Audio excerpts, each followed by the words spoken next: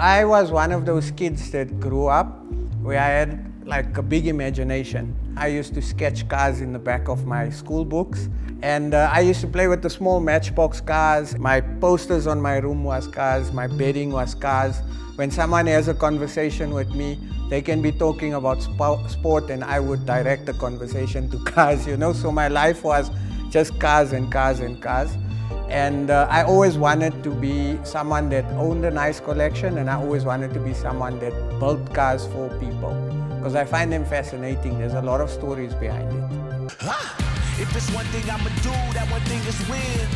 I don't start nothing without finishing. School of hard knocks stole my innocence, but I'm alive cause I always trust my innocence. Pressure makes diamonds, I'm a whole baguette. Already climbed up to the top, but it ain't over yet. When I think car culture, I think E30s. Back in the day, growing up in Lodium, if you had an E30, you were considered the coolest cat ever. There was this one dude, he was like super cool. He used to kit up like amazing. He always had the hottest girl in his car. On a Friday after school, there used to be a corner and he used to do like donuts, and the whole school used to go like mental, and I thought to myself, okay, one day I'm gonna be that guy. I just never had a young girl in school, but GPS or trust myself? GPS. Favorite car color? Teal. Celebrity crush? Kim Jade. Racetrack or open road? Open road. Leather or Alcantara? Alcantara. What's faster, Uber or taxi? Taxi. Safe or sexy? Sexy. Hip hop or amapiano? Hip hop. Suicide doors or gullwing? Suicide doors. Speed or handling? Speed.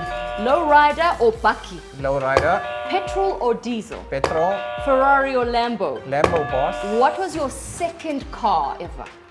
Fiat Uno. Oil or lube? Lube. German or Italian? German. Auto or manual? Manual. This guy's too far. And unless you want to change the questions, because you added some. Not that I was listening.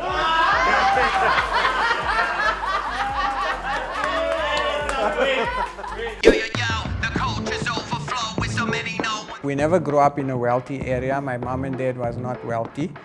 But my dad always managed to have an old school car. And I have fond memories traveling with my dad, listening to the Bee Gees, going fishing. You know, you cherish that memories. And a lot of people love cars because they are able to reflect on that time.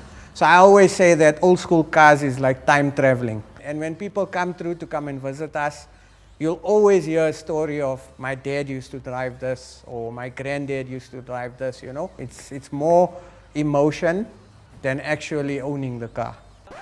Well, Fred, you're playing games now. What's going on? The first music video that I ever shot was with Fifi Cooper and Empty, Kuze Kuze.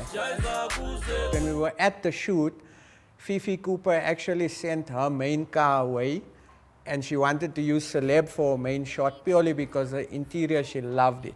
So that was a cool moment, and when people actually saw Celeb on a music video, car just started getting booked. And I'm proud to say that Celeb's in 32 music videos. It's on the Mi Casa album cover. So the car is famous. I'm just the driver, by the way. That car is very special to me. I've owned it for 12 years, and it's really built a name for me. I've built plenty of cars, I've owned plenty of cars, but for some reason Celeb is the car I own the longest, and it's the car that's actually made me a bit famous, you know. Second is Skoko. Skoko is a Evo 1 325 IS. If I'm feeling naughty and I want to feel young again, that's the car that I jump into and I drive. My third favorite car would have to be Nkabi, BMW E9. You guys will probably know it. It's just won top 5 in the UK now. Number 4 would have to be Vato. Vato is an old school bagged W108 Benz with Maybach wheels. When I want to feel gangster, that's the car I jump into and I drive. And you know, you put your hand out and you're cruising and you're listening to Snoop, and you know, yeah. And number 5, I think Top G. When I look back coming from a Mini working in a garage and having this dream saying one day I want to own, one day I want to own, and now you finally own it. That's my motivation to keep me going, to keep me working hard.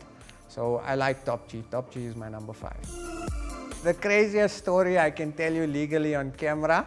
So I'm going to keep it legal and halal here. We're not going to go into any other stuff. So for me personally, I would say having the opportunity to attend like the biggest show in Europe, and then also being on a podium, and then also winning top 5 out of 600 cars, and the journey to get there. That's like my craziest story, because whoever I told that I'm going to the UK with a car and I'm building a car in 5 weeks to take to the UK, people thought I was crazy. Along the journey, my first visa got declined. I sent the car before my second visa was approved, so the car was on the ship, on the water, going to the UK before my second visa.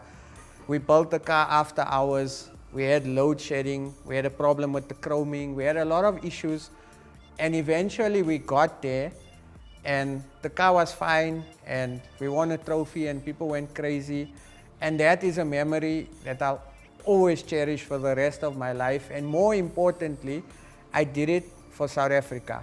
We have a lot of talented individuals that don't get recognition. And guys like that are pushing out amazing builds, and they don't get the recognition. So it was a big thing for me. It was a big thing for my staff as well, because their efforts got rewarded. So overall, that was the craziest thing I've ever done. I don't know what am I going to do to top it off. So that particular post is probably the highlight of the trip. So everyone that's standing there is South African, that live in the UK, that came to the show to come and support us. The guy that's holding the flag upside down, he was so excited. We're getting a lot of stress about that. Just forgive us, guys, but it was a moment we were super excited. So that guy's name is Darren. Darren stays 8 hours away from London. Darren had to take a ferry and 2 trains to get to the show. He spent the whole day with us at the show, and he wore his South African outfit, and he stood by in Kabi. And anyone that came to ask, is this the South African car, he would give them the whole story. He'll pull out my YouTube channel. He'll show them the build process. So that was Nkabi's representative. If I had to look at that picture, it shows unity, it shows success, and it shows resilience. That's a big word, Chip. You're doing well there. Resilience. 3 goals for life. Success, good health, wealth. 3 nice words to use in a road rage. Yo, massa. That's where it stops.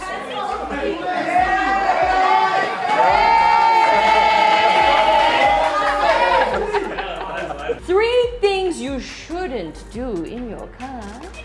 Fart, sleep, smoke. 3 rules people must adhere to in your car at all times.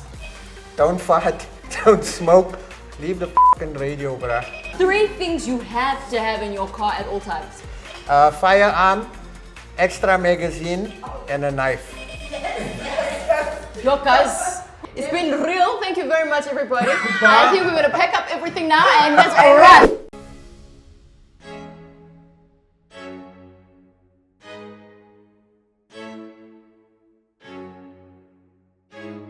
A tip I can give people, if you want to get into this business and you're just starting off, your own work will allow people to trust you, right?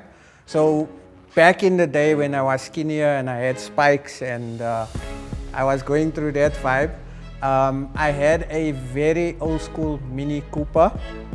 You guys all know it, it's the Mr. Bean Mini. I was 16 at the time and I bought the car for 6,000 Rand. And I built the car up in my garage, and that's when I can say the business and my passion officially started. So I built first car at the age of 16 and I never looked back. So my future plans, personally, I'd love to do a bit more of the overseas car shows. The reason why is because they are like super ahead of us. So I love going, seeing, making friends and bringing back and then teaching. So definitely attend and build more cars for international car shows. And I'm very passionate about teaching. I love transferring skill because what we do is a dying art and I want to give back. So training school definitely is the next move for me. And I just want to build more cars, man. I love cars. So if you haven't noticed, by the way, but I just want to build cars and I want to see how far we can take this.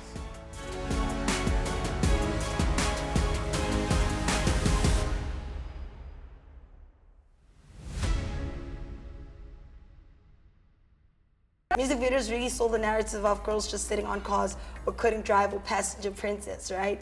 But now the way independence in cars is going to a point where females are pulling up with big machines, I think is a very dope thing. I do not think it was influenced by celebrities, and I think right now in the piano era, we're actually not doing well with the car culture. Dream, search, drive. Cars.co.za.